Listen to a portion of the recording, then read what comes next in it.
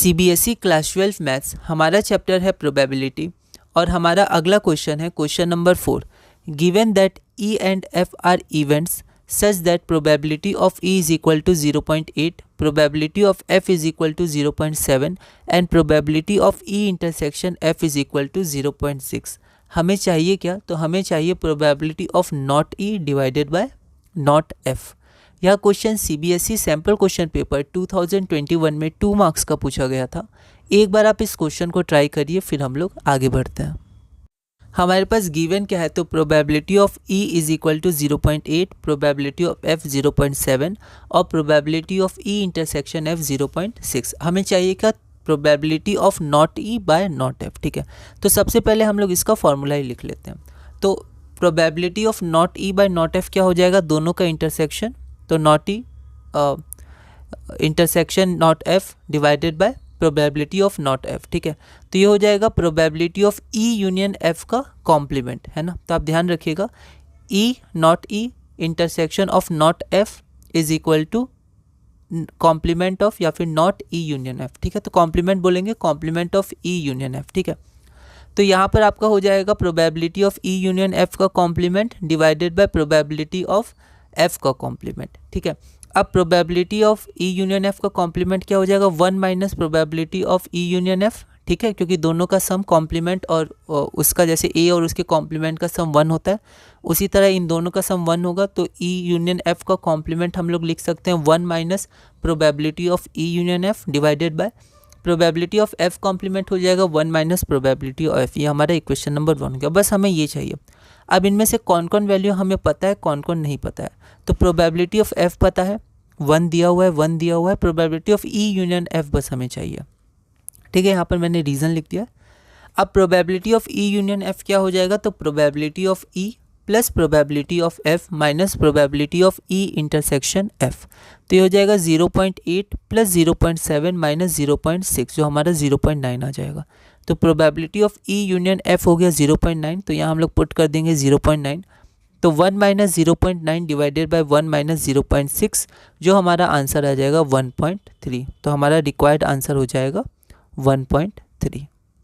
ठीक है, अगला है हमारा question, question number 5। If P not A is equal to 0.7 and PB is equal to 0.7, दोनों का कितना है? 0.7 है probability. And probability of B by A is equal to 0.5, then find the probability of A by B। यहाँ पर थोड़ा देखेंगे A by B है ना। यह क्वेश्चन ऑल इंडिया 2019 में 2 मार्क्स का पूछा गया था। एक बार आप इस क्वेश्चन को ट्राई करिए, फिर हम लोग आगे बढ़ते हैं। तो यहाँ पर हमारे पास P नॉट A ये हो जाएगा 0.7, PB दिया है, PB बाई A दिया है। निकालना क्या है? तो probability of A by B। ठीक है, अब probability of B by A दिया है, तो इसी से शुरू करते हैं। तो इसका फॉर्मूला हो जाएगा probability of A intersection B divided by probability of A। अब प्रोबेबिलिटी ऑफ A हमें डायरेक्ट नहीं दिया है, हमें प्रोबेबिलिटी ऑफ नॉट A दिया है। तो प्रोबेबिलिटी ऑफ A आपका हो जाएगा 1 minus probability of not A।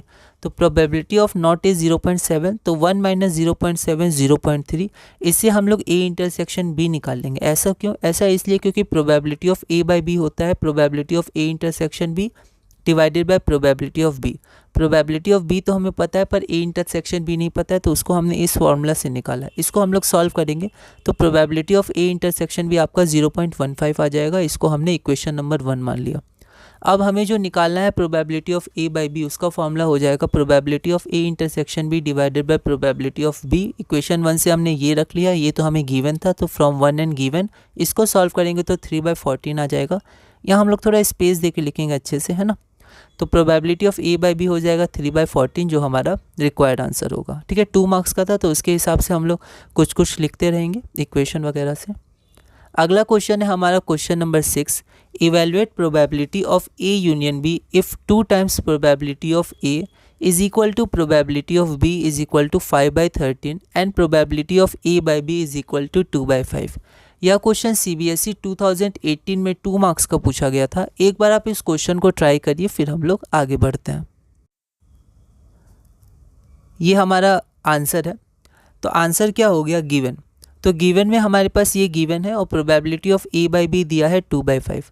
हमें फाइंड क्या करना है? तो probability of A union B। ठीक है, अब हमारे पास गिवन क्या है, तो गिवन हमारे पास ये है, तो इससे हम लोग ये इक्वेशन लिख सकते हैं 2 times probability of A is equal to 5/13 and probability of B is equal to 5/13। तो प्रोबेबिलिटी ऑफ ए हमारा हो जाएगा 5/26 और प्रोबेबिलिटी ऑफ बी हो जाएगा 5/13। इसको हमने इक्वेशन 1 माना। यहाँ पर मैंने इक्वेशन 1 लिया है, मतलब इन दोनों को इक्वेशन 1 माना है।